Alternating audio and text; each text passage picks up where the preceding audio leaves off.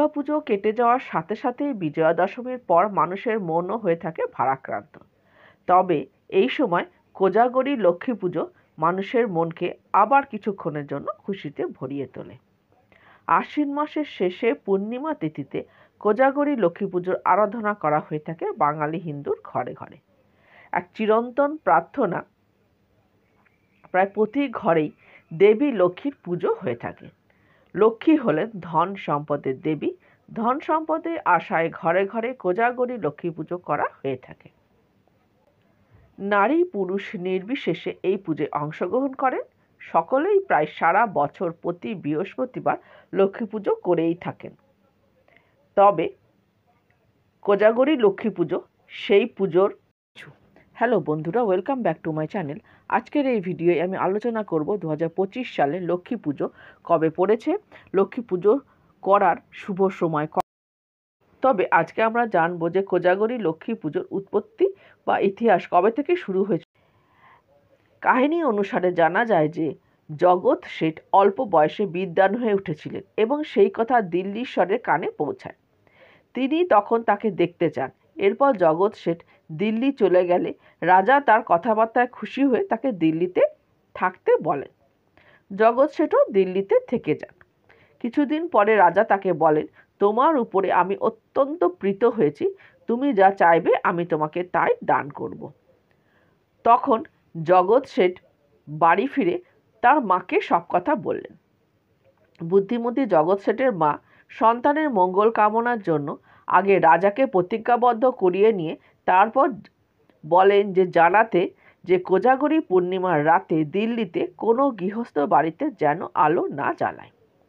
সেই মতো রাজার নির্দেশে ওই রাতে কেউই আলো জ্বালায়নি।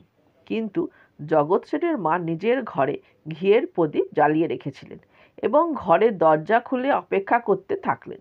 যথাসময়ে দেবী লক্ষ্মী সাধারণ নারী রূপে এসে বললেন, আমি খুব পরিশ্রান্ত, আমাকে একটু আশ্রয় দেবে? জগৎ শেঠের মা দেবীর ছলনা বুঝতে পারলেন। তিনি দেবীকে ঘরে আশ্রয় দিলেন এবং বললেন, আমি নদীতে স্নান করতে যাচ্ছি, ফিরে না আসা পর্যন্ত আপনি এখানেই থাকবেন। দেবী তাতে রাজি হলেন।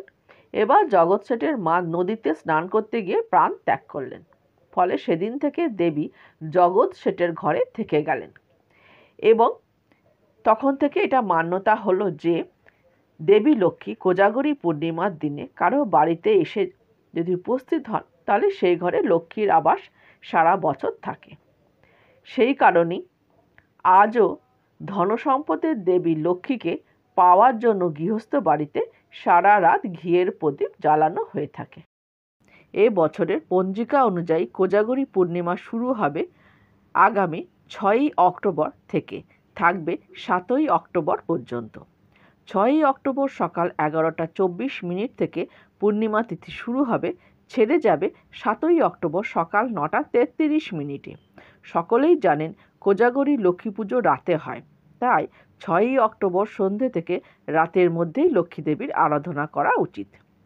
এবার আমরা জেনে নিই এই লক্ষ্মী পুজোর শুভ সময় কখন। পঞ্জিকা মতে 6ই অক্টোবর সন্ধ্যা 6:45 থেকে রাত 11টার মধ্যে এই পুজোর শুভ সময়। তবে কেউ চাইলে 7ই অক্টোবর সকালেও পূর্ণিমা ছাড়ার আগে পুজো করে নিতে পারেন। তাহলে লক্ষ্মী পুজো কবে পড়েছে, আমরা কিভাবে করব, এই পুজোকে কেন কোজাগরী পুজো বলা হয় তা আমরা জেনে নিলাম। ভিডিওটি ভালো লাগলে অবশ্যই লাইক করে কমেন্ট করে চ্যানেলটিকেও সাবস্ক্রাইব করবেন। আমার তরফ থেকে সবাইকে জানালাম কোজাগরী লক্ষ্মী পুজোর অনেক অনেক শুভেচ্ছা।